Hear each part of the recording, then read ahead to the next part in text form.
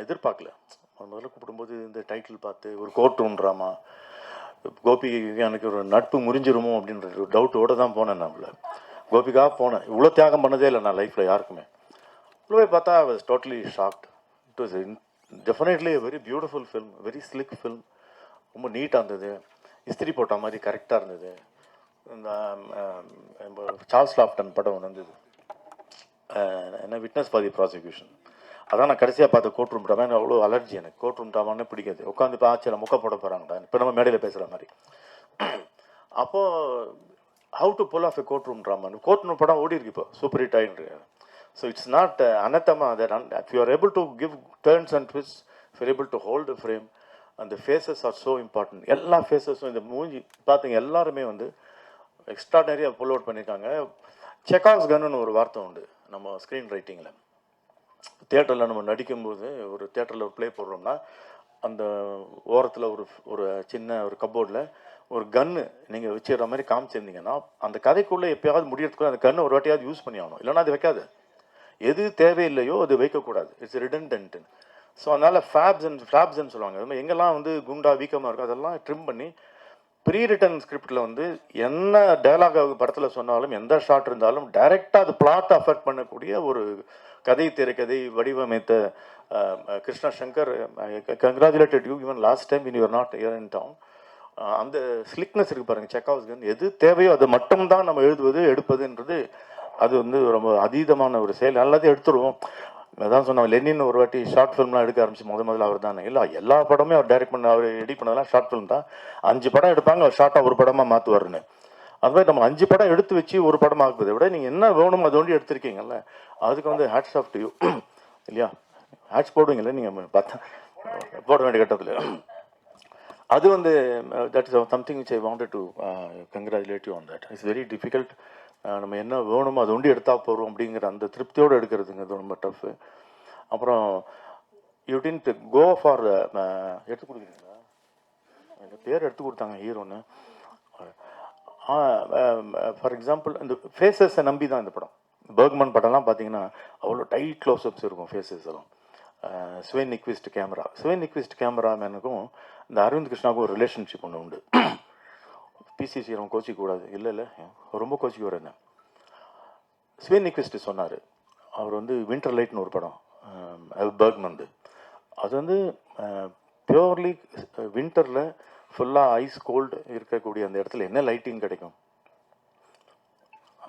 வானம்லாம் மூடி இருக்குது. அப்போ அந்த ஸ்குவாலி வெதரில் எப்போவுமே வின்டர் லைட்டுன்னு படம் பேர். அப்போது அந்த வீட்டுக்குள்ளே இன்டீரியரில் அந்த கிளாஸ் பெயிண்டில் வெர்மியர் பெயிண்டிங் மாதிரி வரக்கூடிய லைட்டு மூஞ்சில் பாதிப்படும் பாதிப்படாது. அப்போ ஸ்வேன் நிக்விஸ்ட் ஒன்று சொன்னார், Eskimos are the only people who know 17 shades of ஒயிட்னு. ஏன்னா வெள்ளை தவிர வேறு பார்த்தா அதில் 17 ஷேடு பார்க்கக்கூடிய தகுதி பெற்றவன் எஸ்கிமோ அப்படின்னாரு. அதே மாதிரி பிசி ஸ்கூலில் வந்த அரவிந்த் கிருஷ்ணாலாம் they are capable of finding 170 shades of டார்க்னு. ஒரு ஜோக் ஒன்று நினச்சேன், பிசி இன்னி வரைக்கும் பிடிக்கல, யாரும் பிசிக்கிட்ட போட்டு கொடுத்துறாதீங்க. ஒரு வாட்டி நான் மேடையில் மலேசியாவில் நான் இந்த இஸ்ஃபா அவார்ட்ஸ் ஹோஸ்ட் பண்ணிகிட்ருக்கேன். இப்போ மணிரத்னம் ஷூட்டிங் நடக்குது, பிசி கேமரா. நார்மலாக நம்ம ஷூட்டிங் நடக்கும்போது சித்ராக்கு தெரியும், சாதாரணமாக lights on, start sound, start camera, action அப்படிம்போம். பிசி மணிரத்னம் படம் மாத்திரம் lights off, start sound, start camera, action அப்படிம்போம். ஒரு வாட்டி சொன்ன உடனே ஸ்டார்ட் போயிட்டுருக்கு, lights off, start sound, start camera, action உடனே பிசி திடீர்னு கட் கட் கட் அப்படின்னு இருக்காப்புல. என்னடா நான் ஒரே ஒரு கேண்டில் எரிஞ்சுது அப்படின்னு அணைச்சிட்டு ஸ்டார்ட் கேமரான்னு இது சொன்னால் கோபம் வந்துடும். அந்த மாதிரி இருட்டில் எப்படி பார்க்க முடியும்னா no the calibration of so many shades of darkness. அதில் நேச்சுரல் லைட்டில் இந்த படம் எடுத்துருங்க. அதுக்கு சொல்ல வந்தேன் நான். இப்போ லைட்ஸ் ஃபுல்லாக இது எவ்வளோ லைட்ஸ் யூஸ் பண்ண தெரியும், இப்போ பண்ணக்கூடாது, வெறும் டார்ச்ல பண்ணுங்க தெரிந்த அரவிந்த் கிருஷ்ணாக்கு நேச்சுரல் லைட் கொடுத்தீங்கன்னா ரொம்ப டஃப் அவருக்கு. Because he is used to so much lights, but he has pulled it off so well. ஏன்னா அந்த கை தேர்ந்த அந்த is a veteran now by now and he has done it so beautifully well. Faces தான் ரொம்ப important. வருவோட face என்ன, ஹாசினியோட face என்ன, அந்த ஃபேஸஸை concentrate பண்ணும்போது ஸ்ருதி ஹரியன் அது அந்த கேரக்டர் நம்ம மைண்டில் போய் நிற்குது. ஒரு நுவான்சஸ் நீங்கள் ஐலிட் க்ளோஸ் பண்ணாலும் சின்ன புன்முறுவல் பண்ணாலும் மண்டில் போய் ஒரு கேரக்டரோட நோட்டிஃபிகேஷனாக போய் சேருது. அதுக்கு அரவிந்த் கிருஷ்ணாவுக்கு தனியாக நம்ம பாராட்டுதல் தெரிவிக்க வேண்டும். அப்புறம் வந்து ஹீரோ பிரகாஷ் மோகன் தாஸ் அவர் ப்ரொடியூசர் தான் இன்ட்ரடியூஸ் பண்ணி விட்டாரு. படத்தில் இங்கேயோ பார்த்தா மாதிரி இருக்கேன் படம் பார்த்தா சில விருதாக நடிச்சிருக்காரு. அதில் பார்த்தாரு டிஃப்ரெண்ட்டாக சொதப்ப போகிறான் அந்த மனுஷன் அப்படின்னு. சரி இவர் நடிப்பை யாரும் கண்டுக்க கூடாதுக்கா என்ன பண்ணுறாரு, சட்டையை கட்டிட்டார் சல்மான் கான் மாதிரி. அந்த காலத்தில் பி சின்னப்பாக்கும் எம்கேடிக்கும் ஒரு வித்தியாசம் உண்டு. பாடி காட்டியவர் எம்கேடி, பாடியை காட்டியவர் பி சின்னப்பா. இவர் பாடி காட்டி நம்ம கவுக்குப்பாரா இருந்தாலும் பார்த்தா போப்போ நடிக்க ஆரம்பிச்சிட்டாரு. I was totally sorry pull this off. I never expected you to be a good actor. I never expected this film to be a good film. இது எல்லாமே டர்ன் ட்விஸ்ட் வந்து எக்ஸ்டர்னல் டு தி ஃபில்மே நிறைய நடந்தது இந்த படத்தில். அது ஹாசினி மாதிரி கிடையாது. Hasini is the most under used extraordinary performer in the whole of India. ஒரே ஒரு ஷார்ட்டை பார்த்தேன், ஏதோ ராகவா லாரன்ஸ் படத்தில் ஒரு சின்ன கிளிப்பிங் பார்த்தேன். ஹாசினி ஒரு 2 nuanced expression she gives. It's pure humour. It's Jacques டாட்டியோட better humour. She pulled it off without any dialogue. அப்புறம் ராமானுஜம் பார்க்குறேன், இந்த மாதிரி வில்லி பார்த்ததே இல்லை.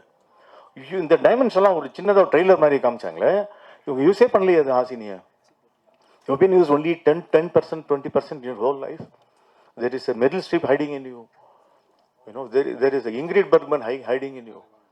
உங்களுக்குலாம் ஒரு சின்ன ஒரு டான்சிங் இந்த ஷூ பாக்ஸ் பண்ணுவாங்க, அதுக்கு கொடுத்தா போகிறோம். She'll use it as a floor. Ingrid Bergman அப்படி தான் மர்டர் அந்த ஓரியன்ட் எக்ஸ்பிரஸில் வந்து ஷி வாஸ் கிவன் ஜஸ்ட் ஒரு 2 scenes she got an Oscar for it.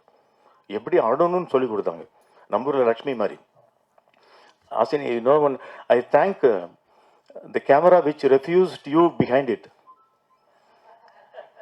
Because the camera wanted her in front of it. So அவங்க பாருங்கள், ஹாசினி பாருங்கள், வெட்டர்ன் அப்படி தெரியும், லெஃப்ட் ஹேண்டில் பண்ணியிருப்பாங்க அந்த ரோலில். ஸ்ருதி ஹரிகரன் ஆக்டிவிஸ்ட்டு, பார்க்கும்போதே பயம் எனக்கு. ஏதாவது நல்லா இருக்குமா பார்க்கலாமா, நீ சூப்பர் ஆக்ட் பண்ணியிருக்கேன் தெரியுமா சொல்கிற மாதிரி. ஆனால் வந்து பார்த்தானா ஐயோ மை காட், ஷீ இஸ் அந்த சந்தேகமே வராத மாதிரி ஒரு பர்ஃபார்மன்ஸ். ரொம்ப difficult to pull it off. இன்றைக்கி ஒரு டைட் க்ளோஸ்அப் வச்சுட்டாங்க, நீ பண்ணியே ஆகணும், வேறு டூல்ஸே கிடையாது. டேரக்டர் சொல்லிட்டாரு, எனக்கு தெரியாது ஸ்கிரிப்டில் இவ்வளோ தான் இருக்குது, இன்னும் மூஞ்சியில் மகளே ஒன்று சமத்துன்னு சொல்லி மூஞ்சியை வச்சுட்டிங்க க்ளோஸ்அப்பில். They all did it so well. Side character ஒருத்தர் வராரு, வீட்டில் மேனேஜர் மாதிரி வர, குக்கு மாதிரி ஒருத்தர் வராரு. தி all did it so well. 2 British actors, public prosecutor, அவங்கெல்லாம் இட்ஸ் டிலைட் டு வாட்ச். அதுக்கு ஈக்குவலாக வரு வந்து இங்கிலீஷ் ஆக்சென்ட் எல்லாமே பேசுறது ரொம்ப கஷ்டம். கொஞ்சம் தண்ணி கொடுங்க, இதுக்கே எனக்கு நாக்கு தட்டுதுண்ணா.